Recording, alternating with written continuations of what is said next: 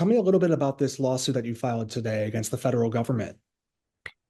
Yeah, like what we've seen are Kamala Harris and Joe Biden allow this border to be overrun, allowed illegal immigrants into the state of Oklahoma and into our schools. And so what we've done is we have seen mass chaos into our schools, and we have wanted to ensure that we hold those individuals accountable for creating this mess. And so we want to make sure that the $474 million Oklahoma taxpayers spent to educate the children of illegal immigrants is reimbursed back to our taxpayers so that it can go back into our schools and make sure that we're getting the best education possible for our kids.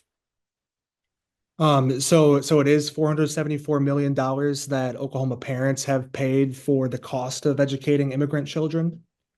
Yeah, look, that's our low estimate. And here's the reality is you have seen Secretary Mayorkas, you have seen Kamala Harris and Joe Biden all stop the state of Oklahoma from being able to have an accurate count of how many illegal immigrants there are in our state. So that is the best estimate we can get. We've worked with multiple groups in order to come to that estimate. But again, not only do we not get the funds to educate these children, not only do we have an overrun border, we also have been prevented from getting an accurate count. I mean, when you're dealing with an issue or a problem, the first thing you have to do is understand the scope and size of it. And the federal government has intentionally kept us from doing that. So that's an important part of this lawsuit as well. So what would you say to people? I guess, there's always going to be folks on the other side who may say, oh, hey, this is yet another anti-immigrant move. How would you kind of respond to those claims?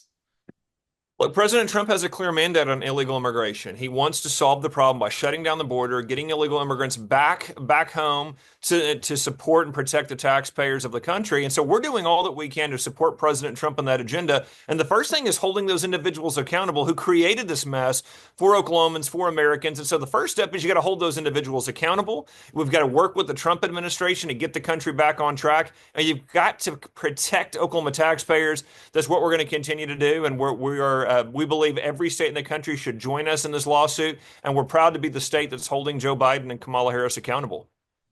So what are the next steps in this lawsuit, now that it's been filed?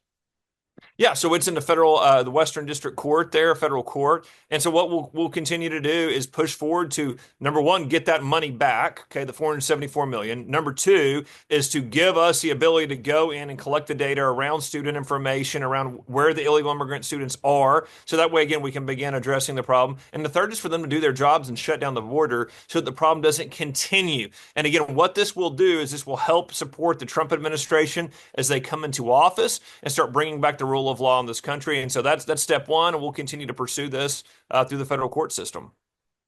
And does DHS and ICE, do they have a certain amount of time to respond to this lawsuit? Yes, I believe they have 30 days to respond. And so, we've pushed for that response to happen quickly. These individuals that are in office need to be responsive to this. And so we are going to push them to respond as soon as possible to the taxpayers of Oklahoma. I know Dan had mentioned some key points in the lawsuit. Anything that kind of stood out to you that you think Oklahoma parents should know?